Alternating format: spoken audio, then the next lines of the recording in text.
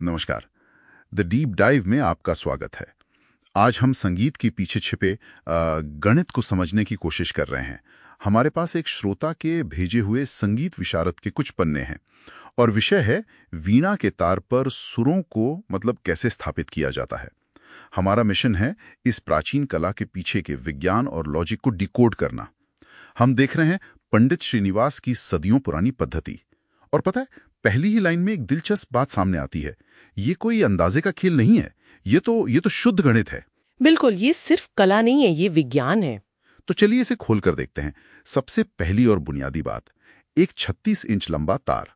अगर इसे खुला छेड़ा जाए तो जो आवाज आती है वो है मध्य सप्तक का सा, यानी षडज।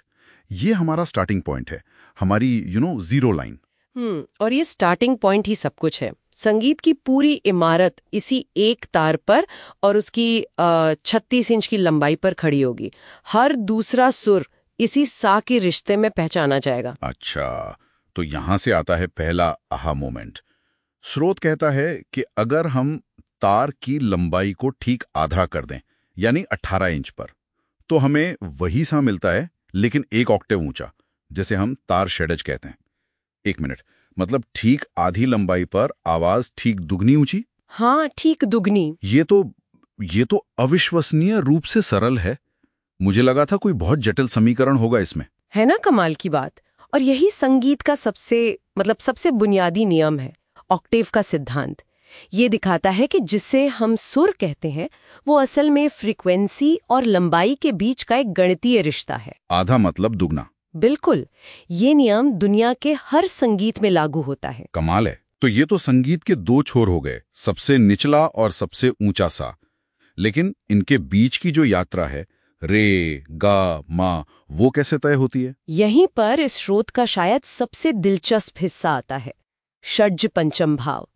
ये सुनने में बड़ा भारी शब्द लगता है।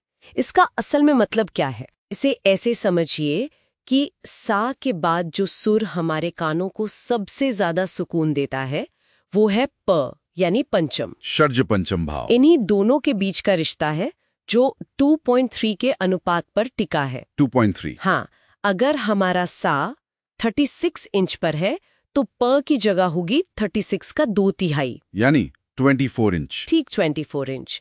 और ये कोई मनमाना अनुपात नहीं है।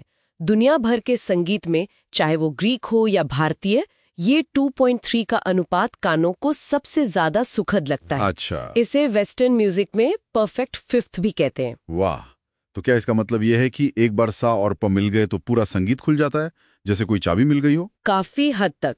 सा प की जोड़ी संगीत का जीपीए से बेसिकली।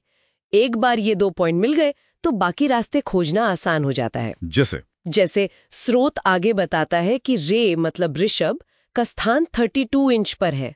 अब अगर हम रे को सा मान ले तो उसका पंचम कौन सा सुर होगा? वो होगा ध, दैवत। बिल्कुल। तो रे की लंबाई यानी 32 इंच को उसी 32 के अनुपात से भाग देने पर ध की लंबाई निकलती है, लगभग 21.3 इंच। देखिए कितनी सटीकता है, हर सुर की अपनी एक तय जगह है। ये तो वाकई एक पूरी प्रणाली है।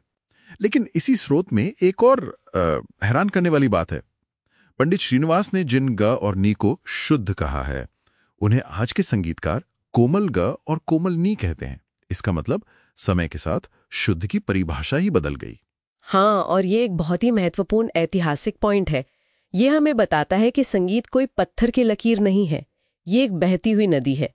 श्रीनिवास के समय में जो मानक थे वो भातखंडे जी जैसे बाद के संगीतज्ञों के समय तक बदल गए। आज हम जिस बिलावल थाट को शुद्ध मानते हैं उसमें तीव्र ग और नी का प्रयोग होता है ना। सही बात है। ये दिखाता है कि संगीत एक विकसित होती हुई परंपरा है। तो इन सब सूत्रों और अनुपातों को एक साथ देखें तो तस्वीर क्या बनती है? वीणा पर सुरों की स्थापना किसी की मर्जी या अंदाजे से नहीं होती। ये तो भौतिकी और गणित के नियमों पर बना एक बेहद सटीक और तार्किक ढांचा है। बिल्कुल, जिसकी नींव षड्ज पंचम भाव जिसे कुदरती सिद्धांतों पे रखी है। हर सुर का स्थान, उसकी लंबाई और इसका दूसरे सुरों से रिश्ता, सब कुछ लॉजिक से बंधा है। ये वाकई आर्ट और साइंस का एक परफेक्ट कॉम्बिनेशन है। कला की आत्मा को विज्ञान के शरीर में ढाला गया है। और ये हमारे श्रोता के लिए एक अंतिम विचार छोड़ जाता है। अगर सिर्फ 12 सुरों को अपनी सही जगह पर रखने के पीछे इतना गहरा विज्ञान, गणित और सदियों का विकास छिपा है, तो जरा सोचिए कि इन्हीं सुरों से बने एक पूरे राग की संरचना में कितनी गहराई और भावना छिपी होगी। जिसमें दिन के पहर और इंसान के मूड को भी बदलने की ताकत होती है।